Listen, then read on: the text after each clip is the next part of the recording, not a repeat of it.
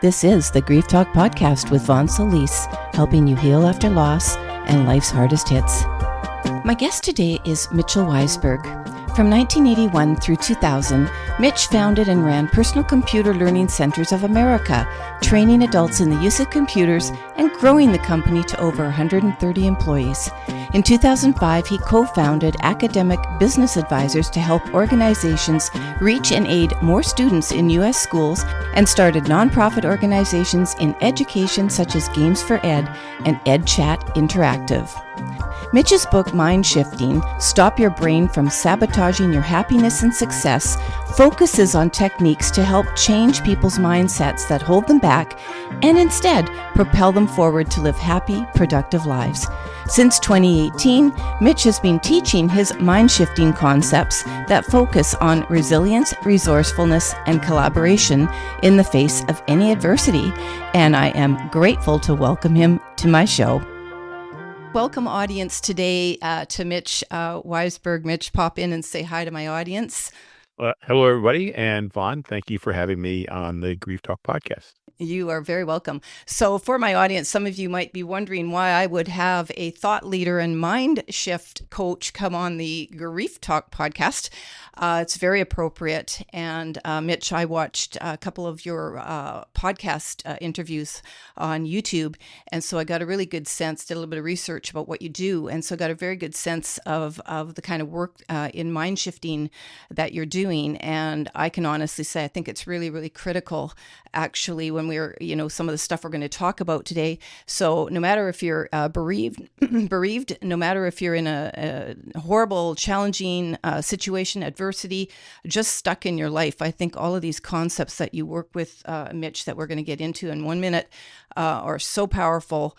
And then you have tons of resources, which we're also going to talk about. So for the audience, to get you to stick around if you want, and also go to chapters that are of special interest to you, we are going to be starting with Mitch's start in this business. We're going to be talking about brain function and survival strategies. We're going to be talking about resolving conflict, resilience, and learning the skills to cope with situations. One of my favorites, our culture of lies. Oh, man. And then we're going to be, rounding this out with support, but in the sense of collaboration that you talk about, Mitch. And I added here a note to myself, it's support and community, but to feel to embrace it rather than feel threatened by it. Because often in our culture, when we look to other people for help or support, where you're starting a business, whatever you're doing, we have a tendency, especially in survival brain, to look at them as better than us, a threat to us, etc. And then we become very, very hard on ourselves. So, Mitch, let's dive in. And I'm going to start this off. I'm going to ask you to, for our folks, I saw how you got into this when you were talking about prepping, and I don't know if you want to share that here, but prepping a major sort of course. I think it was 5 days or something. No, 2 days, and you had 5 months. Right. And that kind of, if that was your moment where you went, hey, this could be something, I'd love for you to share a little bit about that with my audience. But I also want to read your mission statement. And you say that 5 million people have the abilities to be resourceful, resilient, and collaborative. And your goal is to certainly help as many of those as possible. I don't know where you got your 5 million number from, if you could tell me about that.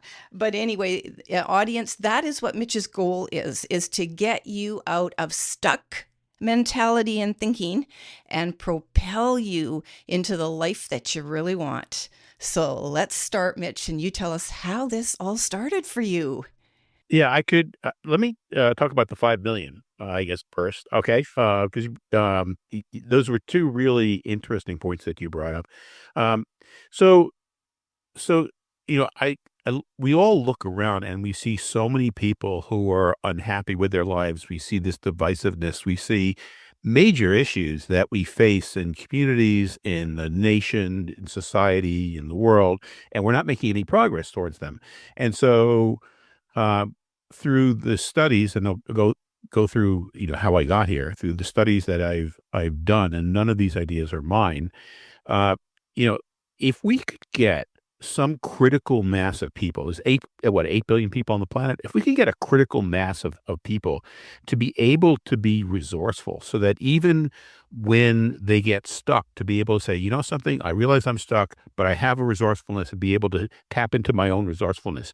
If we could get those 5 million people also to be resilient, to be able to look at situations and not regard events as success or failure, but as feedback so that they know they can come up with things of what to do next by themselves and with others, and collaborative, so that even when people disagree with them or get in their way or compete with them or try to hurt them or they just don't like those other people, that they find ways to move forward.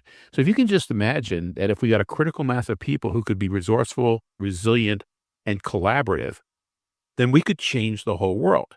Mhm. Now, what's a critical mass? And 5 million people it's somewhat of an arbitrary number, but one of the things that I latched onto is that there's uh, I forget the law. But it's somebody's law. Is that if you want to change a system, you need the square root of the number of people in the system to change it. So if you're in part of an organization and there's 50 people in the organization, if you can get 7 people who are really committed to change, you can change that whole institution. You don't need to start off with everybody. You just need the square root of the number of people.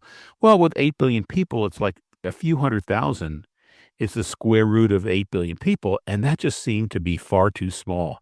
So I just said, you know something, it's not going to be 400,000. Let's just say we could get 5 million people who could learn how to mind shift to be resourceful, resilient, and collaborative when they needed to be. Wouldn't that allow them, first of all, to live happier and more productive lives? And wouldn't that change the planet? And so that has become my mission. And that started in really 2018. And I was doing other things, and slowly over the course of the next 3 or 4 years, I shifted to mind shifting as being my total focus. Yeah. And so that's where the 5 million people comes from. Yeah, yeah. I just want to point out really quickly that any of us that get here to what we're doing, the work we're doing, it doesn't start like in with one decision and in a very short period of time. Our lives, and particularly those of us who are a little older, we're building on our whole life experiences and what has guided us to our. Well, I'm assuming you'd consider this for sure your purpose work, passion and purpose work. And it's phenomenal. I do want to just say I agree with you. However many people on that 5 million, 8 million, 400,000 that start to shift, there is a ripple effect because we affect those around us and start to immediately change our environment simply by the energy change. Would you agree with that? 100%. And in listening to the way you counsel people and the way you talk about finding your life mission and living with integrity, it all fits together, right? Yeah. Yeah. Well, in my case, unfortunately, I had to lose a child to, bring this to the forefront, but it was a foundation I had from my early 20s. And I was already starting to understand bigger concepts, but I like how you put stuff more into some physical things like the brain, that, how we react with a brain and our thoughts that are controlling, I think, everything we do. And I almost think thoughts come before anything else. But, I had a psychologist actually say that was possibly true, but I don't know if there's proof for what happens first, thoughts or beliefs or whatever, but they all work together. And certainly, which we're now going to talk about, your start and how people, I want you, if you're tuned into this, to really think about what you're thinking. And anything toxic creates more toxicity Exactly. and blocks us. So take it away, Mitch. What? And the toxicity just builds on each other.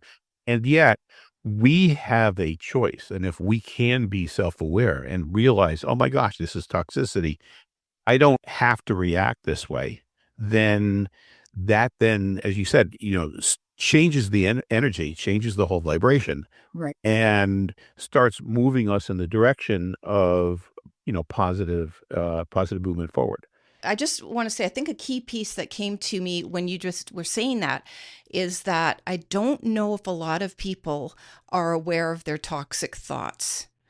No, You know, they don't, because it's like a fish in water. It's like it's because that's it. It just seems to be reality, and it's when you start to understand how the brain works that you realize that these are lies that the Right. brain is giving you to keep you in a status quo, so that you're at lower risk. Theoretically, uh you're uh you're not threatened because you're staying in the same place, but actually over time it's just as threatening, or maybe even more threatening, because you never have a chance to move out of it until you become aware that it's happening. Oh, yeah. Oh, I completely know. Okay, because I want to get to all your points. Let me ask you if you want to sort of summarize what brought you to this work. You did say a key point that a lot of what you work in, they're not your ideas necessarily, but they are principles, ideas. They are, things that you've adapted, which is what we do in the world. There is no original thought anymore. So let's like what was the key thing? Was it actually preparing that course for those students, or like what came out of that? So it all started.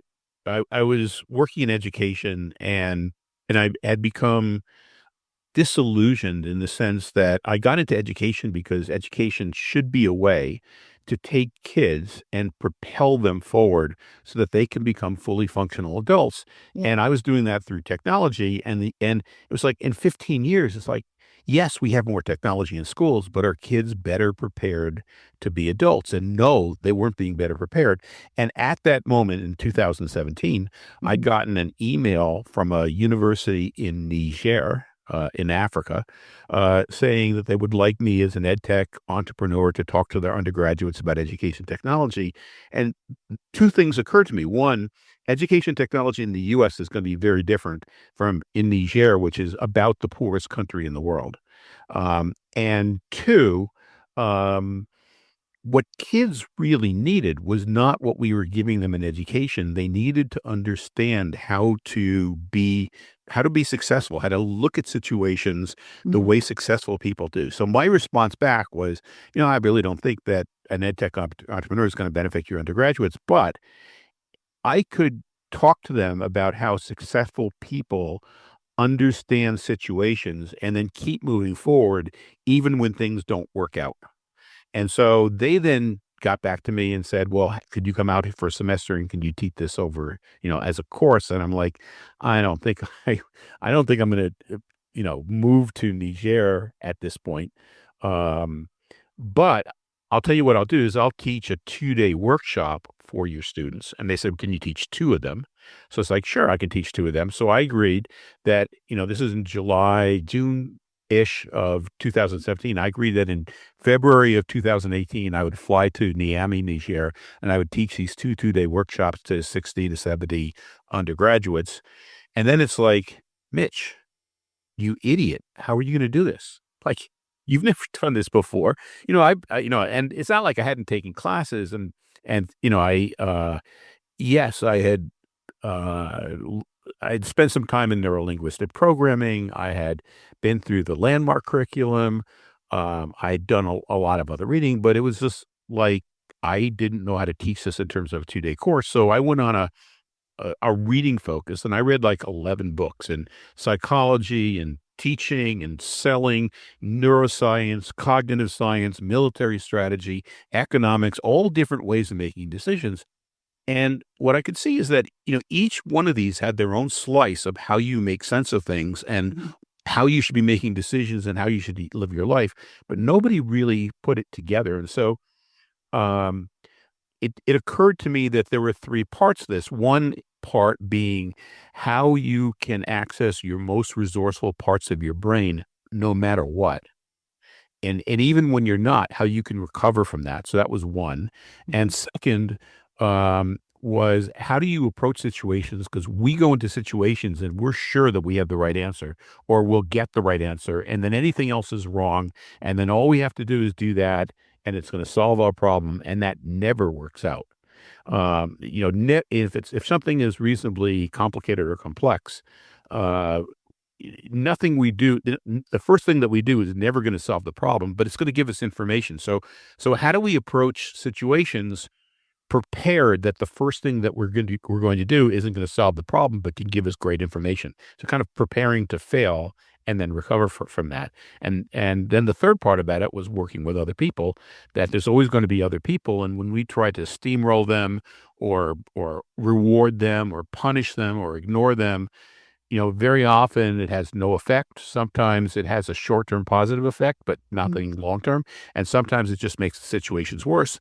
But from doing the readings, it's like there's 50, 60 years worth of research about, how you can work with people and move forward, even when you disagree or you dislike them um, or they have some power over you.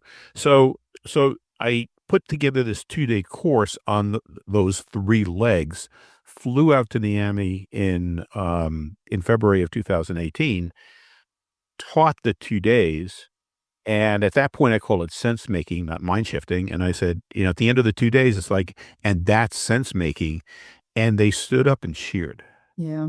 And it was like, okay, this is how I realized that um, these are skills that as soon as people get them, they realize what's been missing in their lives.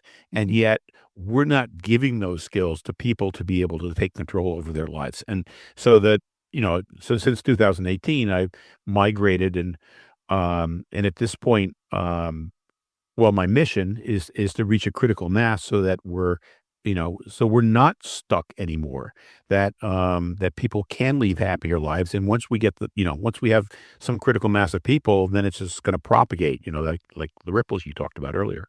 Yeah. And so I would say for the audience, so Mitch, you do have your book, if you'd like to tell folks what it's called. And also, I see you're publishing a volume 3 in November. Yes. So the first book is Mind Shifting: Stop Your Brain from Sabotaging Your Happiness and Success. That came out in November, December of last year. And then I teach 3 courses, and the second course is on the resilience part of it. But when I was teaching the course on conflict last year, and I taught it twice, the reactions from people about, oh my gosh, I had no idea that when I said these things, it was putting people into a fight or flight mode. I had no idea that I myself was going into these fight and flight situations when people disagree with me. It was like, something, this is the book that has to be written next. So that book should be book 3. And when I have everything done, it will make more sense. But book 3 will be coming out in November this year. November That's 2025. exciting. Let's move next to the resourcefulness, tapping into the brain's resourcefulness. I'd like if you could give a more high level description of brain functioning in survival mode. We are not doctors here. Mitch is not a doctor, nor am I. When we do talk about some of these subjects, I refer people in trauma and stuff like that, go to psychiatrists, go to the professionals. But like you, researching stuff and getting a higher level understanding, I did that in trauma just for myself, for the brain, because we live in survival mode. And I'll be honest, I still live in survival mode a lot of the time, because I want you to explain what you've learned from how the brain, it's very difficult to get out of it, because it's our and what do they call it? An antiquated brain. And it's been very hard to get out of it just over millennia. Let's be fair, because the brain hasn't really developed that much. That from psychiatrists I got. So most of our brain is reptilian and mammalian. So let's share, if you could share what your understanding is of brain functioning in survival mode, how this impacts our inability to tap into our resourcefulness in dealing with struggle and problem solving. So thank you for introducing me that way. I've been in situations where people said, I'm introducing you to Mitch Weisburgh. He's an expert in neuroscience. No, I am not an expert in neuroscience. I'm not a psychologist. I'm just a normal person who's had the time and the curiosity to do, to read what other people a lot smarter than me have put together. It's kind of a simplification, or maybe an oversimplification of the brain, is to talk about it in 2 different parts. So So the survival brain, which scientists call the limbic system. So that started evolving with the first multi-celled organisms that were capable of movement. And that part of the brain evolved to be able to survive. Because obviously, if the organism died, it wasn't going to reproduce, and nothing was going to be carried on.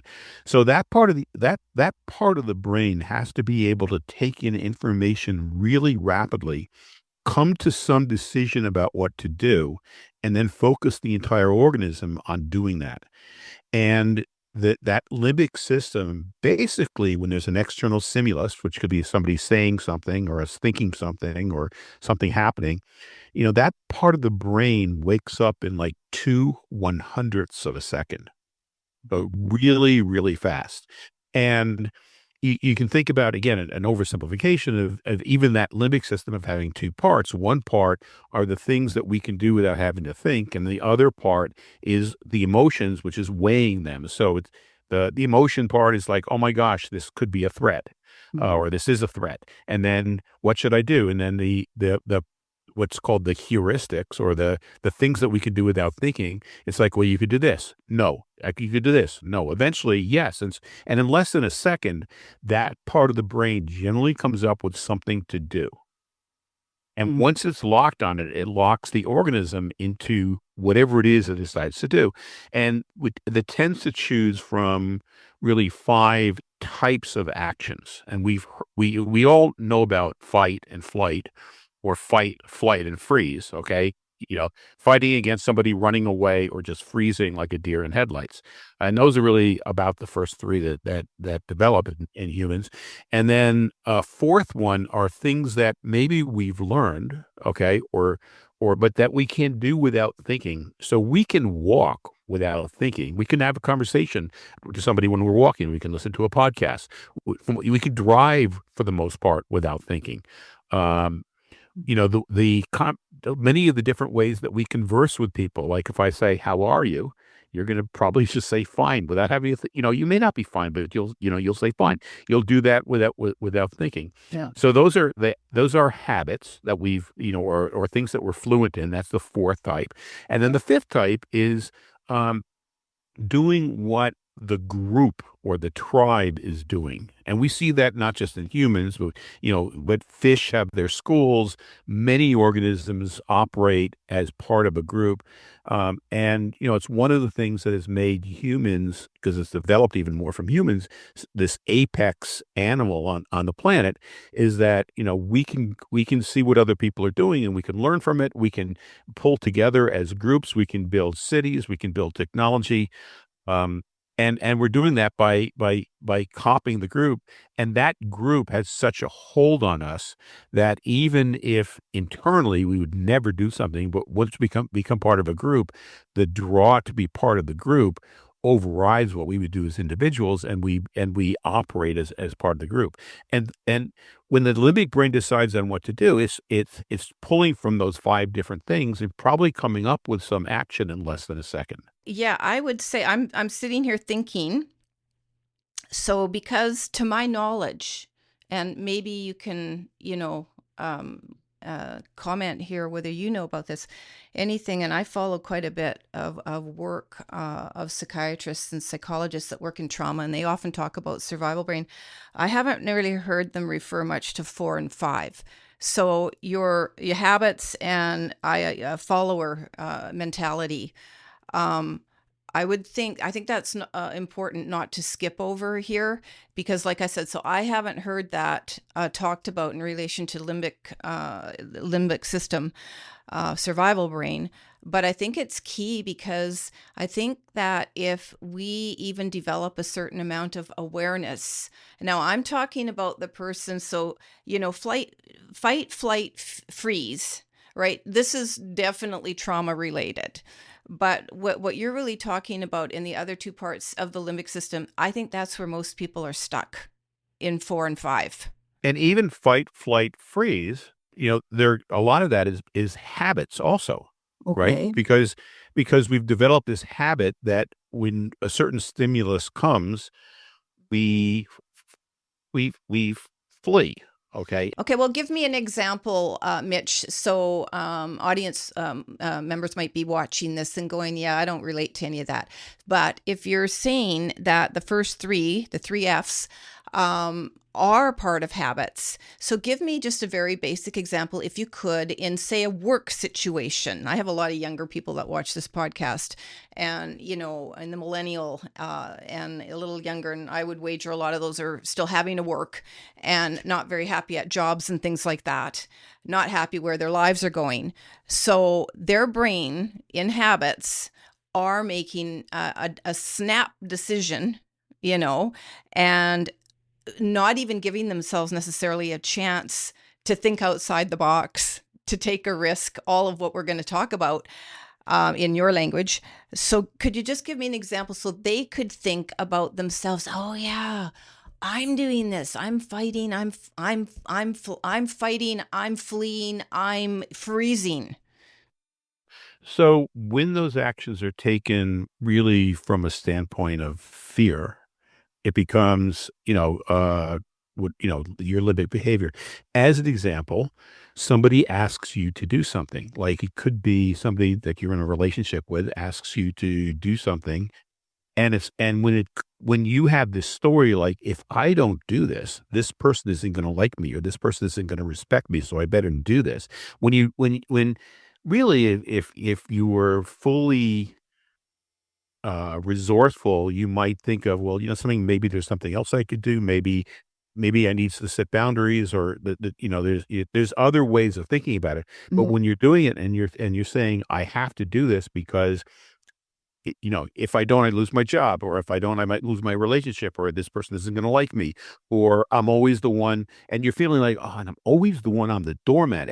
I'm always pleasing people. Nobody's ever doing it for me, but "Ah, I guess I have to do it one more time." Okay. So that's one. Another one is when somebody criticizes us. Okay. So, they may not phrase it as well as they could have, but when somebody criticizes us, very often we go into this, they're attacking me. Okay. They're saying I'm not very good. And then we go and attack back. Yeah. Um, when we try to help somebody out, and they respond in an angry manner because their limbic system has reacted that we're threatening them, and then when we respond back to them angry, like, I'm just trying to help, what's the matter with you, can't you take advice?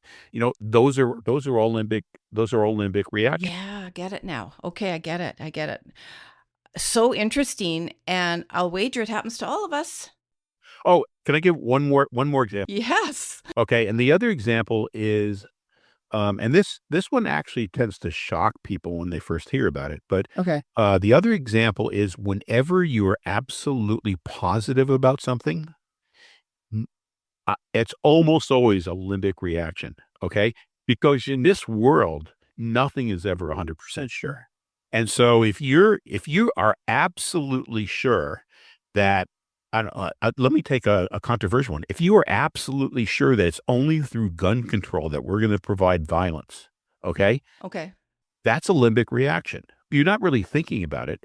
Gun control is one of the things that we could do to control violence, but it's not the only thing that we could do. But when you're 100% sure that that's what we need to do, that's a limbic reaction. That doesn't mean that it's wrong, but it just means that it's a limbic reaction. It's not coming from our prefrontal cortex. It's not coming from our resourceful parts of the brain. Okay, I do get it, and I'm thinking that we probably have a limbic reaction to everything, every moment in our life, every day, because we're always thinking and those in the survival brain, you're always on alert, but we're all in survival brain unless we can refine and tap into what you're referring to here, Mitch, as our resourcefulness, which if I were to just, like bring it right down, would be uh to have a more thoughtful approach to life in all areas. Right. I Critical mean, thinking, critical thinking. creativity, empathy, the ability to align to our values, Yeah. the ability to to work at things without becoming attached to the results, to be able to take in feedback. All of those are things that are part of executive function. Yeah. Those are all parts of our resourceful brain. Say, again, for simplicity's sake, our prefrontal cortex, the part of the brain that's right up here. Yeah. That part of the brain wakes up in 2 to 3 seconds after a stimulus, Still slower than the limbic. right?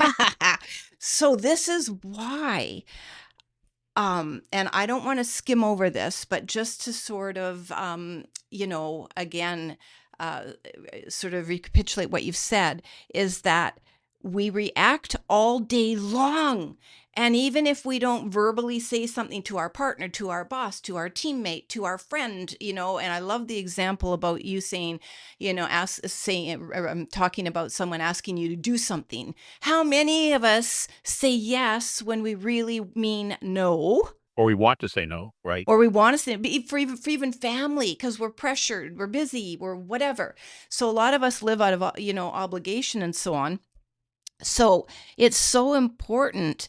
Um, so to I don't want to say dumb the language down, but to simplify the language is to just not like, I think if you could take away, audience, that the prefrontal cortex where you have that's the gateway to resourcefulness, right? To be thoughtful and intentional about how you're going to do anything in your life, including thinking about yourself, managing your day, like even breaking it into segments instead of rushing into the limbic response, is to give yourself that extra 2 or 3 seconds or longer Oh, yeah. Yep. to tap in, slow down, tap in. Because isn't that the only way you can really tap into that resourcefulness, is obviously understanding what you're trying to tap into, the prefrontal but cortex, but also that you need a little time to do it.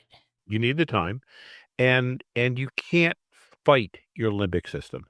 You Okay, have that's to come up with other ways of calming it down or tapping into your resourcefulness.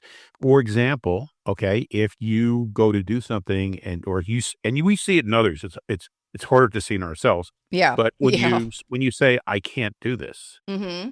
okay, then, some of us, people say, well, just yes, you can, or show some grit, show some persistence. That may work a little bit. Mm. It may work for a very short period of time, but it takes a tremendous amount of energy and it doesn't really last. And so what we need to be able to do is kind of trick our brains to so that the limbic system doesn't fight against the things that we really want to do. And there's, I maintain there's three things that we ourselves can do, and then there's a fourth thing that we can do to be able to tap into the resourcefulness. Yeah. The first thing is through self-awareness. It's like, oh my gosh, I'm in limbic mode. You know, oh my gosh, I'm in fight mode. Oh my gosh, there I go. See, I can't do something again.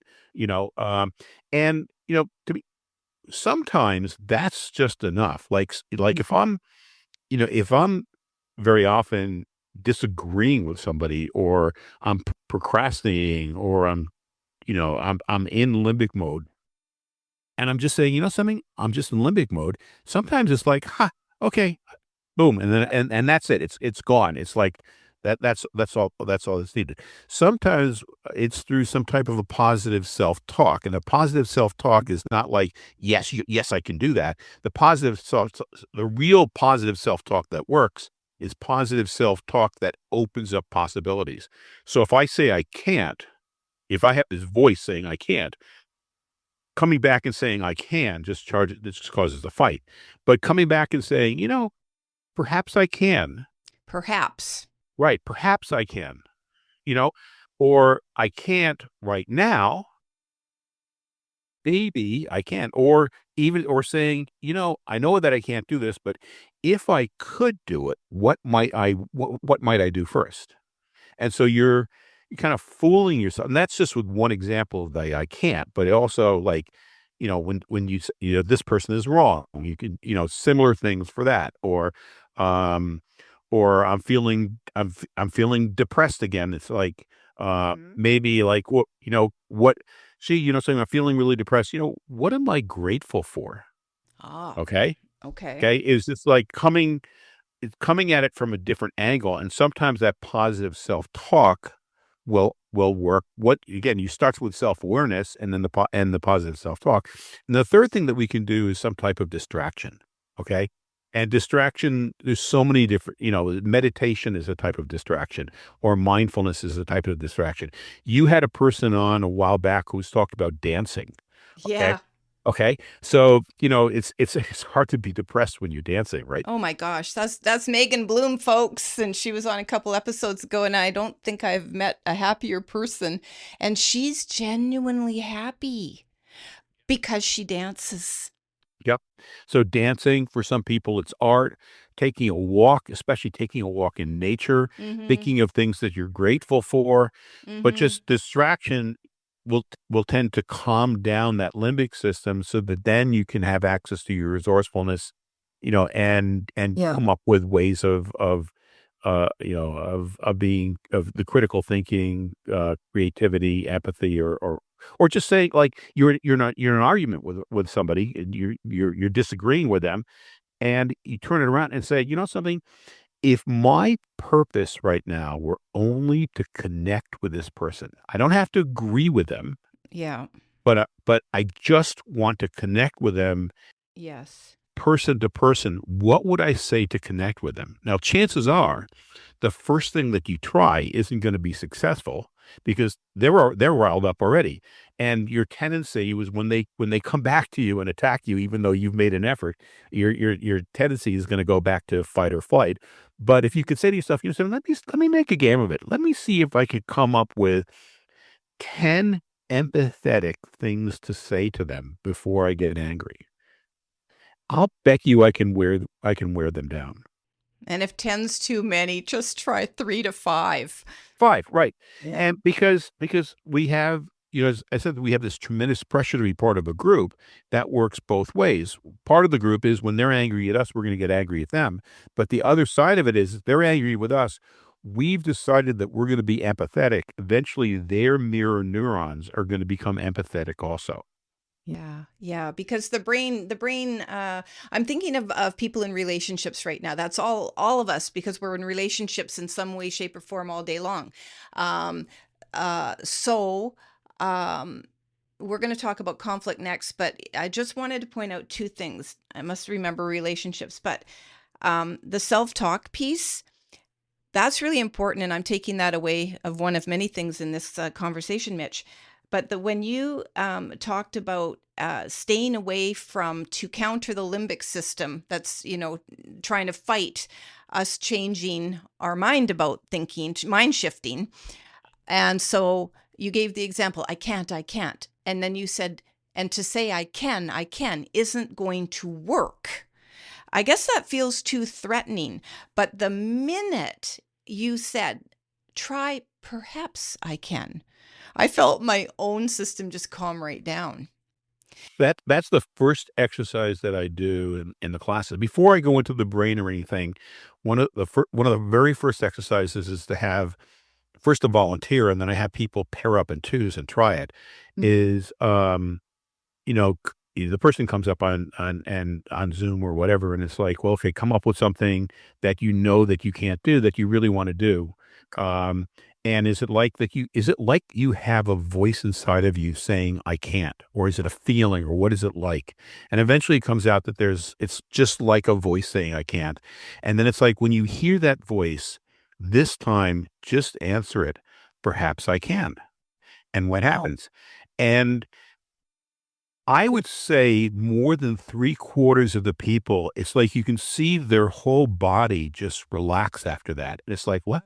I just feel lighter because your brain can't help at that point to start coming up with ways that perhaps you can.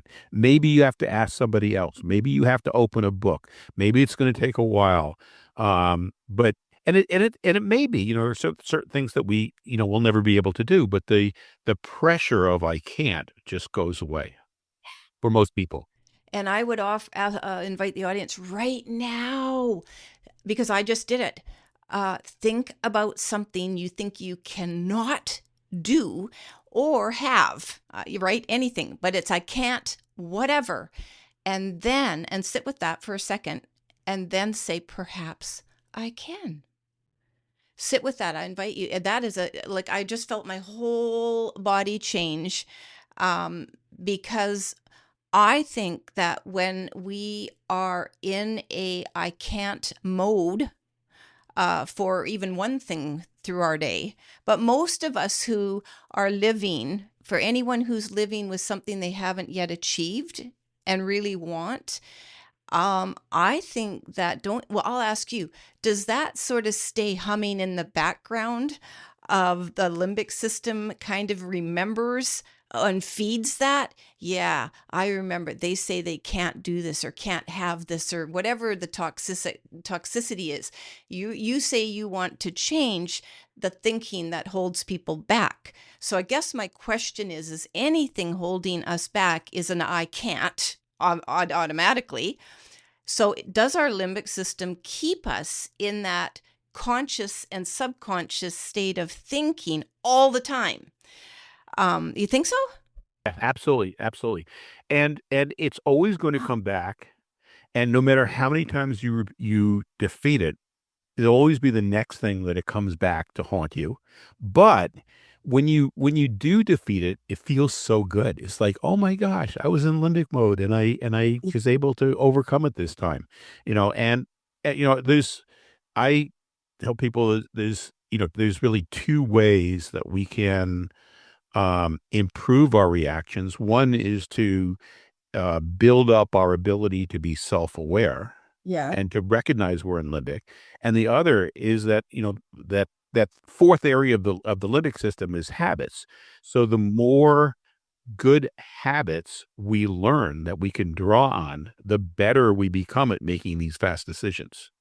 So that if we become really good at asking ourselves or saying to ourselves, perhaps I can, then the next time we can't do something, it's like, perhaps I can. Or an alternative is when we start thinking about, something, if I think about the things I am most proud of that I've done in my life, every single one, and I think of, let's say, five things.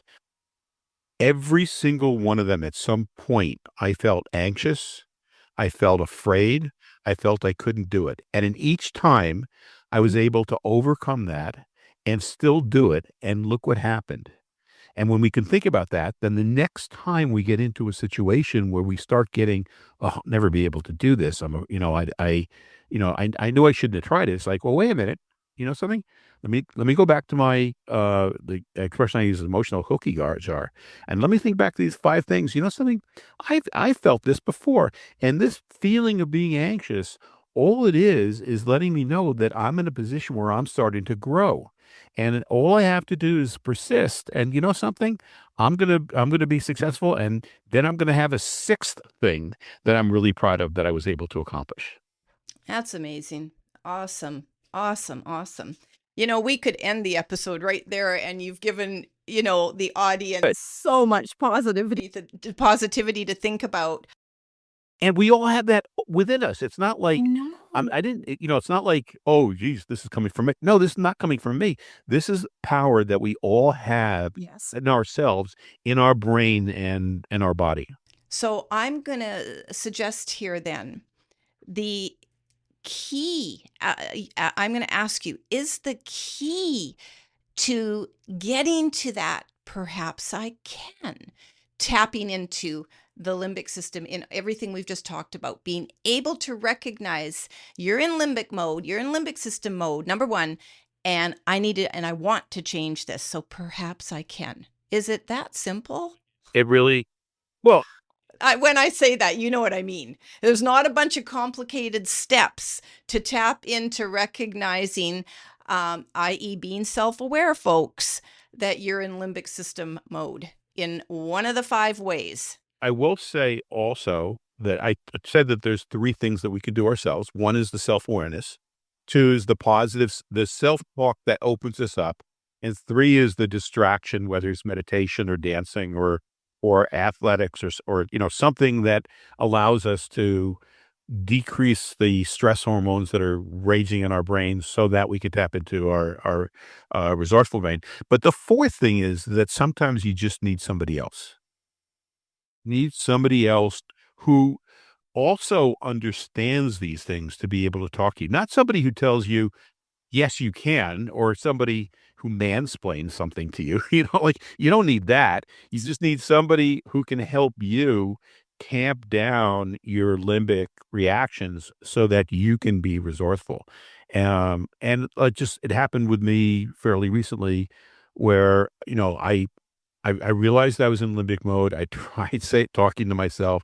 I tried like meditation, nothing was working. And so, your kids are adults, my kids are adults also. I called my son, Yeah. and it was just like, so Herbie, I'm really upset.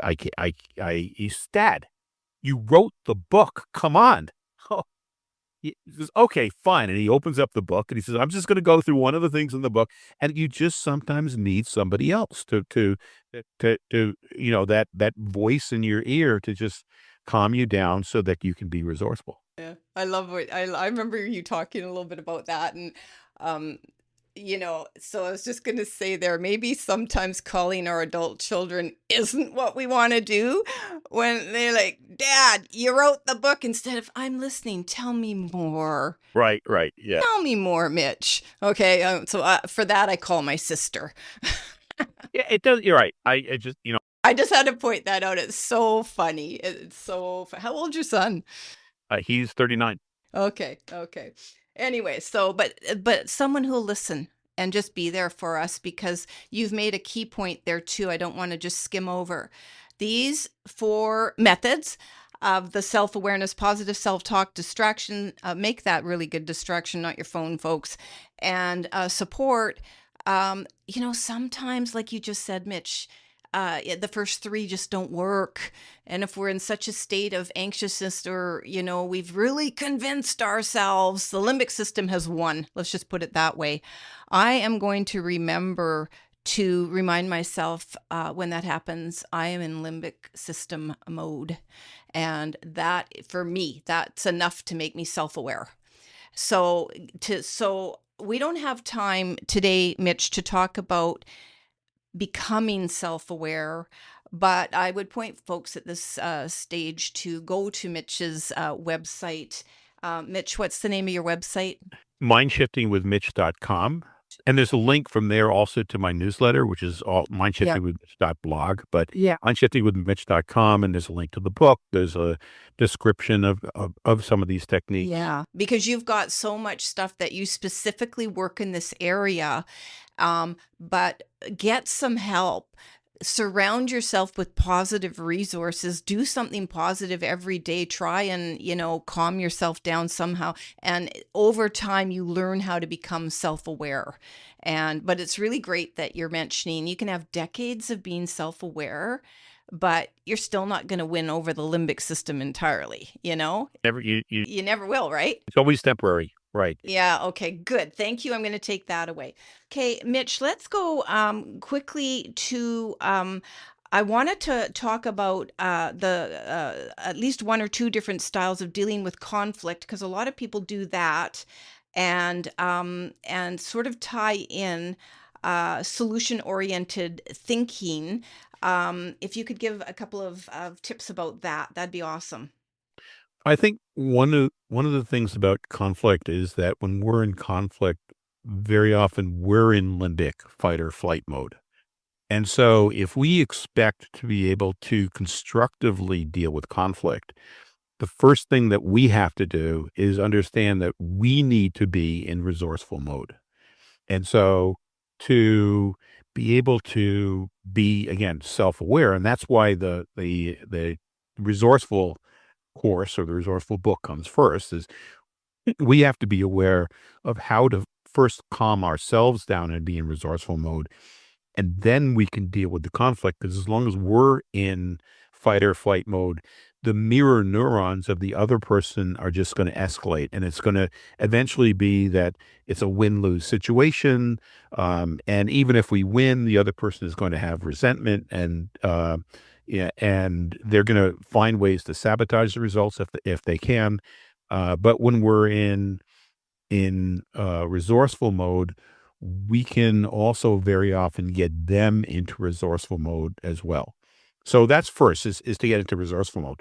Second, I would say is to understand um, that there are 5 different ways of dealing with conflict. And so when you understand, and you can look them up on the internet, these aren't Okay. from me, okay? Okay. Just the 5 ways of dealing with conflict. Yeah. And there's an instrument that you can take that will, it takes, it's, well, there's 2. The original one, it costs, I think, $50. It takes 5 minutes. Um, and then there's an organization called Institute of Peace or instituteofpeace.org, Yeah. and they have virtually the same instrument, and it's free, Cool. and it also takes about 5 minutes, and it gives you background into these 5 different modes, and I can summarize them in a second. And it also tells you which ones you tend to go to most often.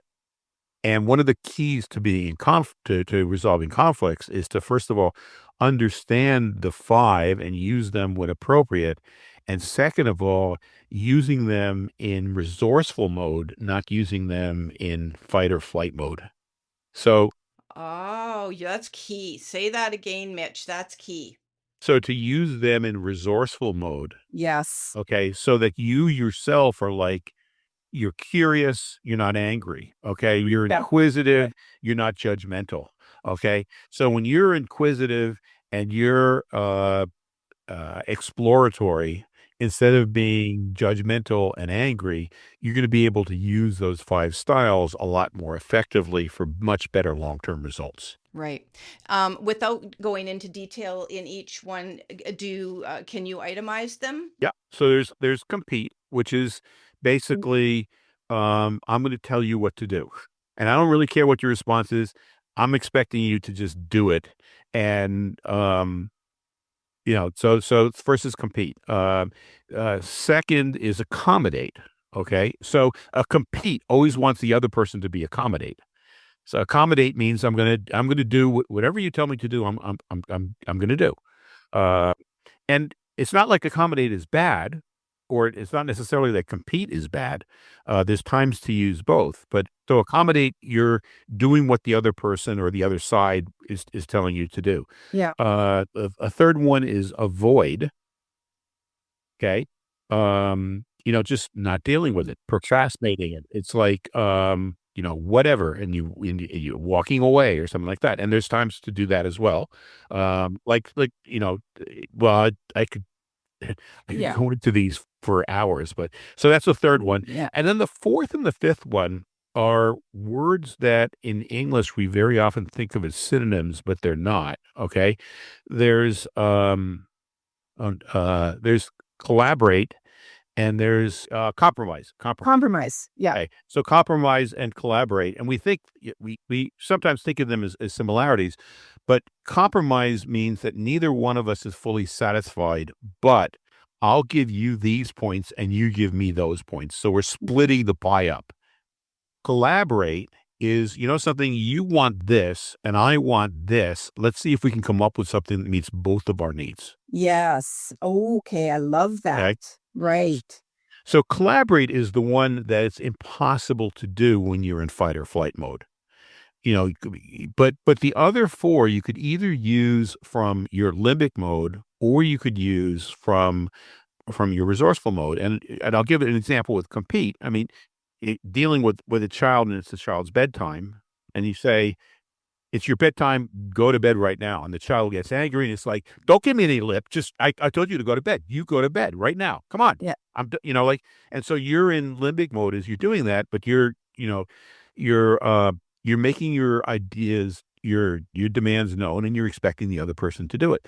Whereas in using compete mode from a resourceful standpoint, it's like, it's your bedtime, you have to go to bed. And of course the child is going to protest. They're watching TV, they're doing something that they really like. And from a resourceful standpoint, it's, something, you have every right to be angry. And whether you're angry or not, I still love you. Uh-huh. Yeah, and if I were in your position and I really wanted to do this, I would be angry too. It happens to be as your parent, it's my job to do what I think is healthy for you. So it is your bedtime, and you do have to go to bed. Now, the child is probably still going to be angry with you. Okay, is that saying that is not going to Yeah. necessarily calm them down, but over time, as the child becomes more respectful, and at a deep level, they're understanding that this is not coming from anger, but sometimes you have to lay the law down, and they have to obey. Yeah. Yeah. I was just, I want to move on to culture of lies quickly here, but I did want to point out and just clarify. Earlier, you said that, and actually, I felt I understood it in the sense of good competition.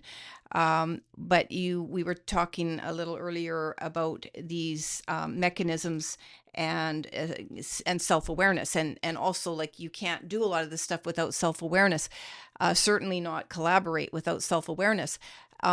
And you were talking about what we do in self-awareness, sort of mirrors the neurons for the person we might be in conflict with, or whatever we're trying to do. But I thought then, and my question now is, what would trigger a person to become self-aware who doesn't ever really think about it? Right. So, uh, one caveat that I'll say is we can never change another person, and another person can't change us. So, change comes from within, period. Now, we can make conditions so it's more likely that the other person can access their abilities to change.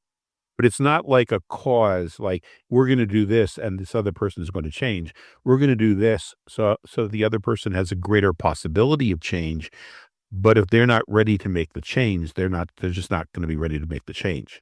Now, having said that, when we become self-aware and we're able to go into a resourceful state, we're self-regulating. Yes. When we look at another person and we understand that they're not able to self-regulate, we can be a co-regulator with them. Okay. Now, it still isn't 100, they end up having to change if they're gonna change, but we can help them by prompting them with questions, with curiosity, and Yeah. probably Yeah. one of the best mechanisms for doing that is I'm gonna say technique, but it's not really a technique, but it's a methodology called motivational interviewing that was developed by, social workers to help people get over really risky behavior, like, drugs, self-harm, Wow. um, and so that's now been I can't say expanded because the core of it is always the same, Yeah. but the uses of it have been expanded, and it's used with adults, it's used with teens, it's used with kids as young as, say, 8 years old. Before then, their brains probably aren't developed enough to be able to, um, have it done to them.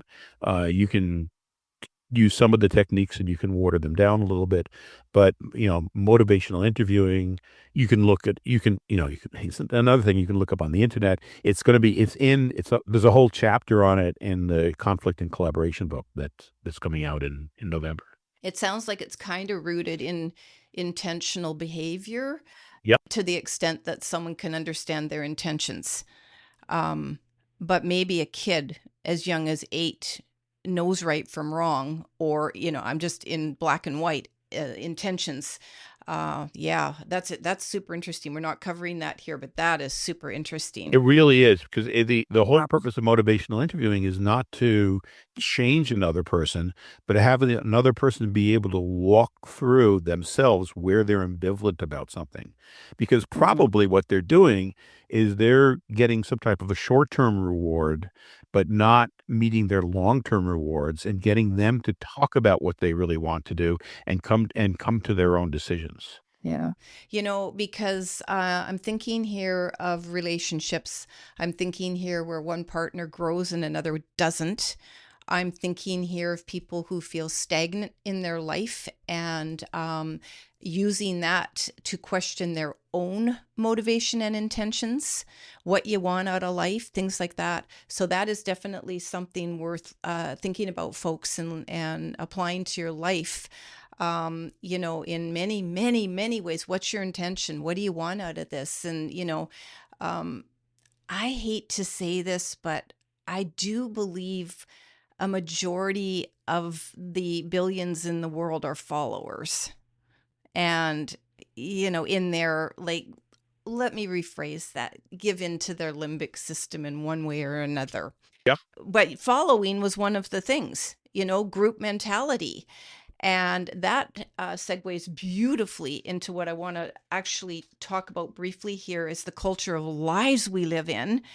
And hence tell ourselves and keep us in this prisoner state of I'm just going to say the limbic state, the limbic system mode. I love that. I mean, I knew about that, but it's fun to think about it, that I'm in limbic system mode. It's kind of red alert, red alert, red alert. To be. Have fun with it, folks, and because it lightens it, and we don't have to be so hard on ourselves that we're not perfect yet, or whatever we're telling ourselves we need to be, all of which we don't believe, by the way. So let's talk briefly about culture of lies. And you did have a little story I know that you tell about your son, I believe, giving notice from a job, and an international student you had. And I loved that story, and it stuck with me. If you want to share it briefly with our audience, because this is such a good example. Okay. Sure. And so this occurred. First of all, we've had a lot of exchange students. We've had over 12 exchange students who've lived with us for somewhere between 6 months and a year, plus another dozen or so who've lived with us for shorter term. Wow. And so our second exchange student was from China, and she's now living in the U.S. Yeah. And she was now back in the U.S. going to college when my son graduated from college. Okay. And we picked him up, went to his graduation, picked him up, and we're in the car coming back. And I'm like, so Herbie, now that you're finished with college, what are you thinking of doing? So he says, I think I'll be really good in international business. And so from the back seat, Eva, who's the Chinese exchange student, says, well, what makes you think that you'll be good in international business? And he says, oh, yeah, I've gone to school in Mexico. I've gone to school in the United Kingdom. I've gone to school in Israel. I speak a couple languages. I think I would be really good. I could work for an international firm. So she says, well, okay, let me check with you. She says, let's say that you were working in China and you got a great job offer and you decided to take it. What would you tell your boss? He says, I would say, thank you for everything you've done with me. I've really learned a lot at this job. You've been a fantastic boss. I had this opportunity that I can't turn down. I wasn't looking for anything. It just came to me. And what kind of notice do you need? So I said, so Eva, what would you tell your boss? And she says, I would go to my boss and I say, I'm sorry, my mother is really sick. I have to quit my job and I have to take care of my mother. And Herbie says, but that's a lie. And so Eva says, but what you told is a lie also. You're not always going to remember what this boss did for you. This boss didn't do everything, go out of her way to train you. You were actually looking for a job, something that just didn't fall in. She says, what if you're going to be, in Chinese culture, your boss is basically your parent. And if you're saying you have a better offer, it's saying you didn't do a good enough job as a parent. Oh, interesting. And so Herbie says, but they know that you're lying. He says, yes, they know that I'm lying, but they know that I'm playing into what they need to hear. And your boss knows that you're lying also. They know that they didn't do a great job mentoring you. Yeah. They know that they didn't give you these promotions, that they could have done that you were probably looking for a job. They know but if you're going to be an international business, you have to understand the lies of the culture of where you're working. And If you're going to work in That's China, you have to understand our lives. That's exactly what this would be an episode all on its own, Mitch. Understand the lies of the culture you're living in. And why that hit me was because, with my nod to the grief audience here, holy smoly, do we have to live a life of lies from certain types of bereavement. But you actually bring it out. We're living lies in every area of our life culturally, pretty much. So I don't have to feel so bad. It's just another area that we all lie to ourselves and to each other. And your very first, example of, our automatic responses, and you said, I might ask you, how are you, Vaughn? And I'll respond, fine. I might even respond, great, because I'm not going to tell you how I really am. That's reserved for just my inner circle of family, or just myself even. And so I'm using that as an example. I am doing fairly well, thank you. but I just, how do we, and this as we come to the top of the hour, Mitch, ties into failure and what we, so I really want to tap into just any sort of wisdoms you want to share on, they throw this word around, authentic, and it used to be a wonderful word 5 years ago. Now it's not worth the paper it's written on. So I call it genuineness, because that one they're not using really too much yet. But this idea of actually being true to ourselves, and I think that will impact or influence how we think about an alternative to our failures. If you just want to speak to that a little bit. Very often when we're regarding something as a failure and we're internalizing it as a failure and that we're a failure, Mhm. that really means that we are in limbic mode. So I would say the first thing to do is to realize that you're in limbic mode. Maybe open yourself up, but probably you need to do something like a distraction, like breath work, mindfulness around your breath, go for a walk so that your limbic system is calmed down. Oh, Once your limbic system is calmed down, uh, I think you kind of ask yourself, you ask your kind of your intuition, like, what do I really want here? Here's my situation right now. Given that, what do mm, I want to happen next? And then, given what I want to happen next, the next thing that I say that people should ask themselves is, now go to your heart and your gut. yeah. How does that feel? And when what you want to hear happen next comes together with what your heart and your gut are telling you, Mm, that's your path. Mm-hmm. Mm-hmm. And from there, I think things become clearer. But it's like, first, calm down your limbic reactions, Yep. then use your intuition, your mind, like, what do I really want to happen here? How does that feel? What does my heart say? What does my gut say? And then that's if the gut, your heart and your gut say, something that doesn't feel right, it's like, so I wonder what I could change about that to make it so it would feel right. And you'll come up oh, with something, and then you come back to your heart and your gut. Well, how does that feel? So you eventually, through some iterative process, come up with whatever that thing happens to be. mm, And I think a kind of a story about that was this friend of mine who's a grief counselor. Mm-hmm.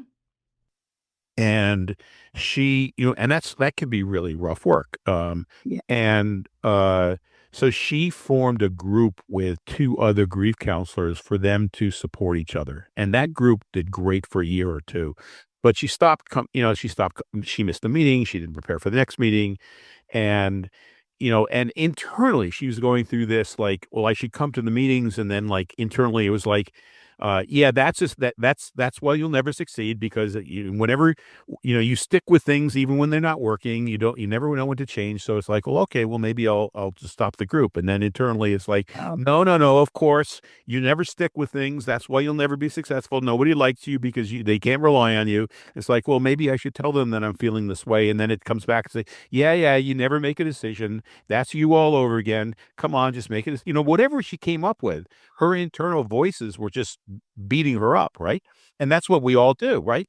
So then she said, you know something? This is my limbic system really attacking me. And she quieted down, and she happened to be using breath work, like being very conscious of her breath for about 10 minutes, and that calmed down. And then she asked herself what she really wanted to do. And what came up with was she was going to tell the group that this group really helped her for a time period, but now it seems like it had played out and it was time to end.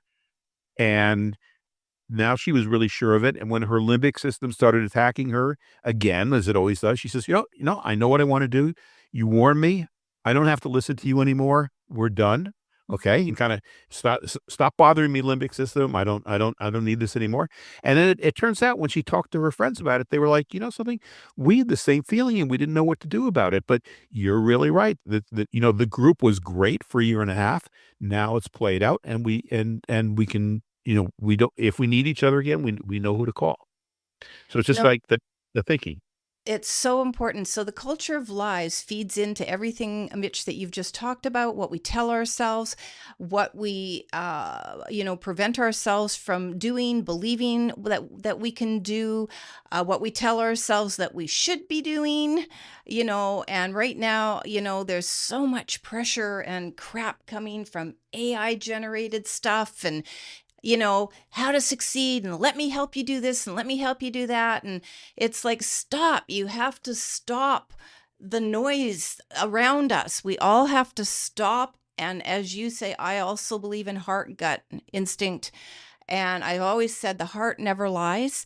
And I will just say one last thing for those of us that try, and maybe Mitch, you do this too. Put something on the list that we want to go after, and we're not ready for it, or we truly don't want to do it, but we think we should do it for whatever reason.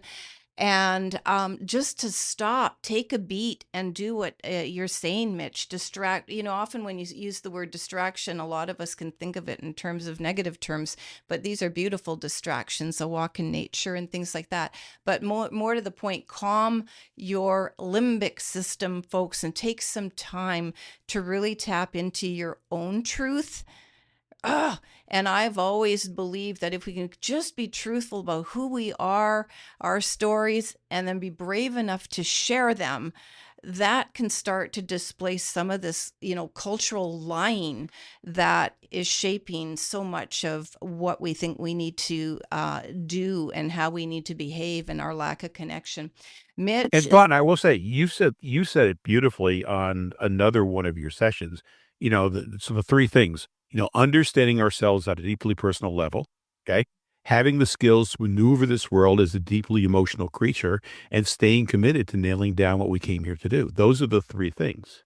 yeah, that's nice. And Was from you. well, It was absolutely beautiful. That's why it's like, wow. that's funny. I'll write that down that I said that, because, often when I write stuff or do a coaching session, a lot of my stuff comes from the angels and whatever, and I write it, record it, and then, and I do live it. But what you've made very helpful for me to understand today, Mitch, is that we do live in our limbic system. We do live in this brain that's always telling us, that may or may not have been, probably is conditioned from our earliest years too, right? Mhm. Right? And so we have a lot of crap, people, that we have to overcome in our life, depending what we've been through, but certainly what we're subjected to on a near daily basis. And you have to have the courage to weed it out and say no and stop following. Ugh. Right. How can you tell that's where I am at in my life? We all are. We all are. And I don't mind saying it. I don't want to be the biggest, best podcast or business person or anything. I just want to do what I do comfortably and with my life balanced and as fulfilled and content as I can be. So all the things that you want in your 5 million critical mass. I'm one. And Yeah, so good. you got me, Mitch. Is there anything else that you'd like to leave the audience with that I may not have addressed? Well, I liked another thing that you said on another episode, which is own your power. Oh, yeah. And that's what I'd like to leave people with is like own your power. Yeah, because I live my life like that. My first book was all about transforming pain into personal power, divine healing, and it did well for a while, and then it just kind of, was sitting on the back shelves. And here's a little story. I had that book. I'm in Canada, all across Canada in bookstores in the major. It would be like your Barnes and Noble, called Chapters. And do you know that scared the bejesus out of me? And eventually it left the bookstore. I just wasn't ready. I was not ready, and I did not know what I wanted to become in my bereavement. And I'm now bereaved 20 years, and I have to be honest, I still don't know kind of what I want to become. So I'm just sort of happy with who I am today, and take all the pressure off who we want to become, folks, and just embrace who you are today. And all the doors just keep opening, don't they, Mitch? They really do. Yes. All right. So please say your website once again. I know you have tons of resources. Where people can find you, Mitch. I am going to have the link in the show notes. Oh, thank you. MindShiftingWithMitch.com. MindShiftingWithMitch.com. Thank you so much for sharing your wisdom and the work that you do, Mitch. I'm going to follow what you're up to, and you've been just so helpful for me on a personal note today. Thank you. Yes, absolutely. So thank you for coming on and sharing with my audience as well. Thank you. And goodbye.